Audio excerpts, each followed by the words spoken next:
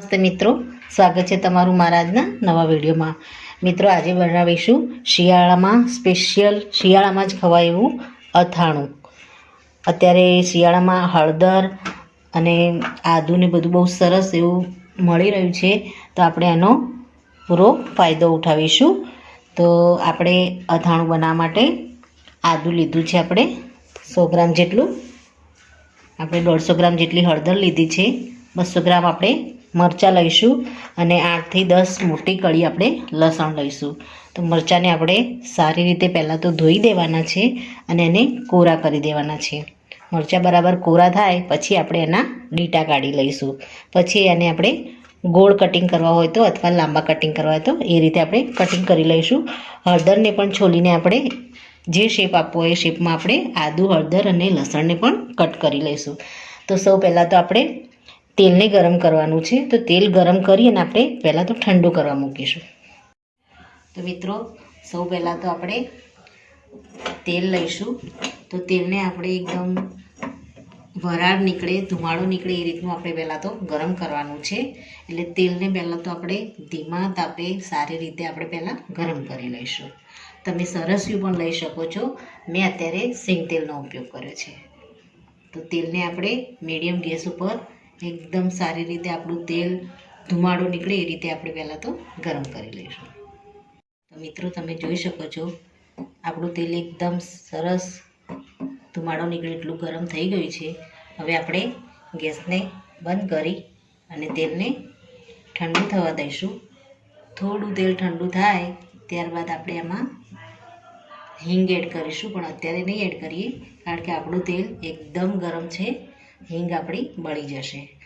એટલે તેલને પહેલાં તો ઠંડુ થવા દઈશું। આપણું તેલ ઠંડુ થાય ત્યાં સુધી આપણે મરચાં, હળદર અને આદુ, લસણને આપણે પહેલાં તો કટ કરી લઈશું। મિત્રો આપણું તેલ ઠંડુ થઈ ગયું છે, એમાં આપણે ચૂટકી હિંગ એડ કરી દઈશું। તો મિત્રો આપણે હળદરને લાંબી બંને હળદરને કટિંગ કરી લીધી છે, આદુને પણ આપણે કટિંગ કરી લીધું છે અને મરચાંને પણ આપણે આ રીતે કટ કરી લીધા છે। હવે આપણે મસાલાને ડ્રાય રોસ્ટ કરી લઈશું। લસણને પણ આપણે આ રીતે સરસ કટ કરી લીધું છે। તો મિત્રો આપણે ગેસ ઉપર નોનસ્ટિક મૂકી દઈશું। એમાં આપણે 2 ચમચી જેટલા મરી લીધા છે, એને એડ કરીશું। ત્યારબાદ એક નાની અડધી ચમચી મેથીના દાણા લીધા છે, એને એડ કરીશું। ત્યારબાદ 1 ચમચી વરિયાળી લીધી છે, એને એડ કરીશું। ત્યારબાદ રાઈ લીધી છે આપણે, એને એડ કરીશું। આ બધા મસાલા આપણા આને સારી રીતે આપણે ધીમા તાપે રોસ્ટ કરવાના છે।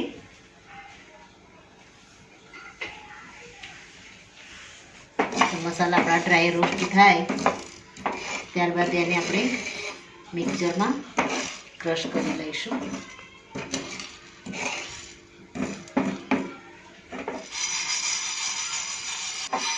મિત્રો આપણા મસાલાનો કલર ચેન્જ થઈ ગયો છે, મસાલા સારા એવા ગરમ થઈ ગયા છે। આપણે આમાં પીળી રાઈના કુરિયા થોડા એડ કરી દઈશું। આને પણ આપણે આની સાથે મિક્સ કરી દઈશું। ગેસને આપણે હવે બંધ કરી લઈશું અને આ મસાલાને આપણે ઠંડા થવા દઈશું। ત્યારબાદ આને અધકચરા આપણે મિક્સરમાં ક્રશ કરી લઈશું। મિત્રો આપણે મરચાંને કટિંગ કરી લીધા, એની અંદર જે બી હોય એ આપણે આ રીતે કાણાવાળા વાસણમાં મૂકી અને આપણે આ રીતે એને ચાળી દઈશું, તો બધા બી આપણા નીચે આવી જશે અને આમાં એક પણ બી રહેશે નહીં। આ રીતે આપણે બધા બીને કાઢી લેવાના છે। મિત્રો આપણે હવે થોડા હળદર અને મરચાં અને લસણને આપણે અલગ થોડા ક્રશ કરી લઈશું। તો 2 થી 3 આપણે મરચાં લઈશું અને આમાં લસણને પણ આ રીતે સમારીને નાખીશું થોડું। ત્યારબાદ આદુ અને હળદરને પણ આપણે આમાં કટ કરી અને ઝીણું ઝીણું ક્રશ કરી દઈશું મરચાં કટા. તો મિત્રો આપણે મસાલાને એકદમ દરદરો આ રીતે પીસી લીધો છે. એકદમ ફાઇન આપણે નથી કર્યો, આ રીતે આપણે દરદરો જ રાખવાનો છે. હવે આપણે હળદર અને આદુ અને આ બધું જે આપણે અથાણા માટે લીધું છે એને આપણે મિક્સ કરી દઈશું. સૌ પહેલાં આપણે એક બાઉલમાં આપણે હળદર નાખી દઈશું. ત્યારબાદ આ આંબા હળદર નાખી દઈશું. બંને હળદર આપણે લીધી છે. હળદર છે આપણી બોડીને એકદમ ડિટોક્સ કરે છે અને ચામડી માટે પણ હળદર બહુ જ સારી છે. લસણને પણ આપણે લઈ લઈશું આમાં. અને આપણે જે અધકચરા આદુ હળદર અને લસણને આપણે કટરમાં કટ કર્યા છે એને પણ આપણે આમાં એડ કરી દઈશું.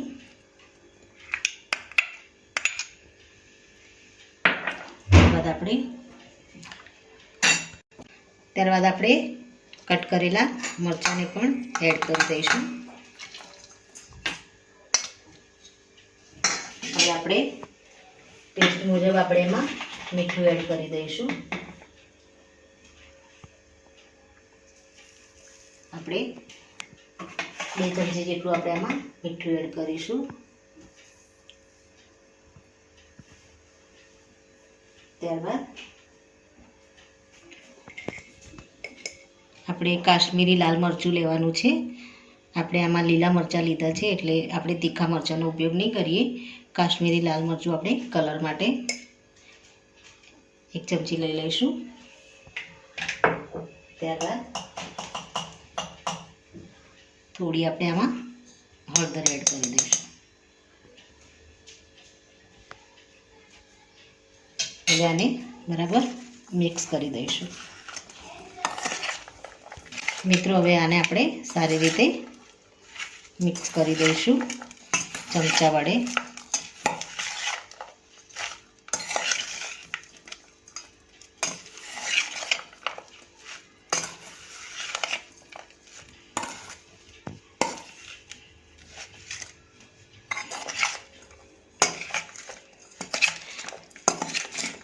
આ રીતે આપણે મિક્સ કરી દઈશું.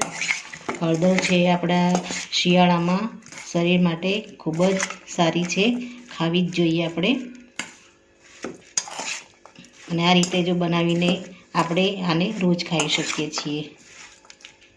ત્યારબાદ આપણે જે મસાલા ડ્રાય કર્યા છે એને પણ આપણે આમાં એડ કરી દઈશું. મરી, વરિયાળી અને રાઈને આપણે જે રોસ્ટ કરી હતી એને આપણે એડ કરી દઈશું આમાં. વરિયાળી આપણને થોડી ઠંડક આપે છે. મરી શરીરને અંદરથી ગરમ રાખે છે. આમાં આદુનો પણ ઉપયોગ કર્યો છે આપણે. તો આદુ પણ આપણને શિયાળામાં સારી એવી ગરમી આપે છે. આપણે સારી રીતે મિક્સ કરી લીધું છે. હવે આપણે આની અંદર 2 થી 3 લીંબુનો આપણે રસ કાઢી લીધો છે એને આપણે આની અંદર એડ કરી દઈશું.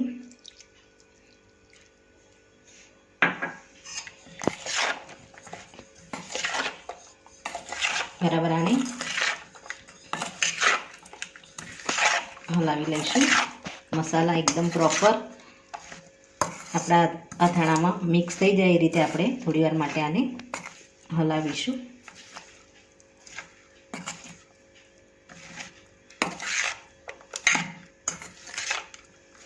હવે આપણે તેલને જે ગરમ કરી અને એકદમ ઠંડુ કરી લીધું છે એમાં આપણે હિંગ પણ એડ કરી દીધી હતી.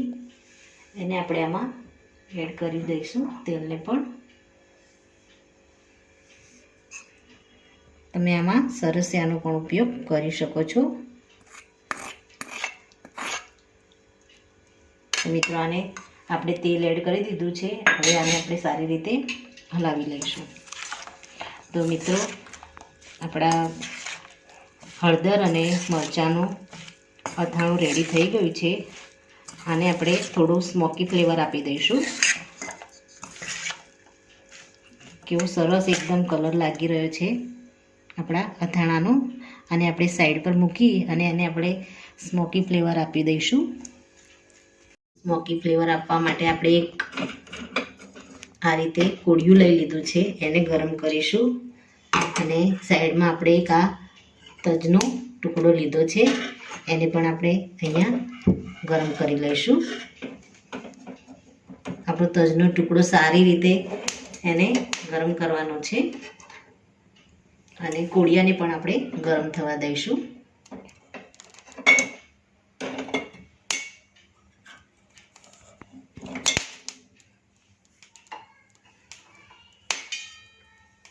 આ રીતે અથાણામાં એકદમ સરસ ફ્લેવર આવી જશે.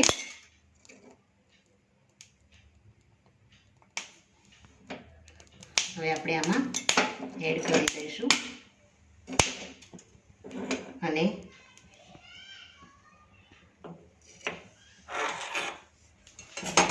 આની સાથે આપણે ઉપર આપણું આ એકદમ તજનું લાકડું છે એ સરસ રીતે ધુમાડો છોડે ત્યારબાદ એના ઉપર આપણે જે જારમાં આપણે અથાણું લેવાનું છે એ જારને આપણે ઉપર ઢાંકી દઈશું.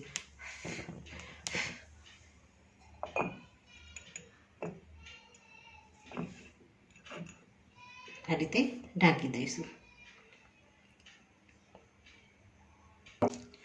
મિત્રો, આપણે જારમાં ભરીએ એ પહેલાં આપણે અચારને સારી રીતે હલાવી દઈશું અને ઉપરથી આપણે વિનેગર એડ કરવું હોય તો તમે એડ કરી શકો છો. એની સેલ્ફ લાઈફ માટે આપણે એક્સ્ટ્રા લીંબુનો રસ એડ કરીશું. હવે આને બરાબર હલાવી દઈશું. હવે આ જારમાં આપણે ભરી લઈશું. હવે આપણે આ જારમાં ભરી લઈશું આ રીતે.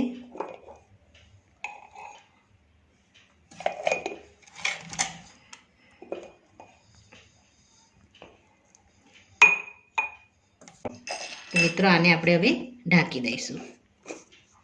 તો આપણું ઇમ્યુનિટી બૂસ્ટર એવું શિયાળુ સ્પેશિયલ અથાણું રેડી થઈ ગયું છે. આને આપણે પ્લેટમાં મૂકી અને સર્વ કરી લઈશું. તો મિત્રો, આ સાથે મારો આ વિડીયો અહીંયા પૂરો થાય છે. જો મારો આ વિડીયો તમને ગમ્યો હોય તો તમારી ચેનલ દેશી સ્પૂનને લાઈક કરજો, શેર કરજો અને સબસ્ક્રાઈબ જરૂરથી કરજો. ફરી મળીશું એક નવા જ વિડીયો સાથે. ત્યાં સુધી આવજો મિત્રો. Thank you.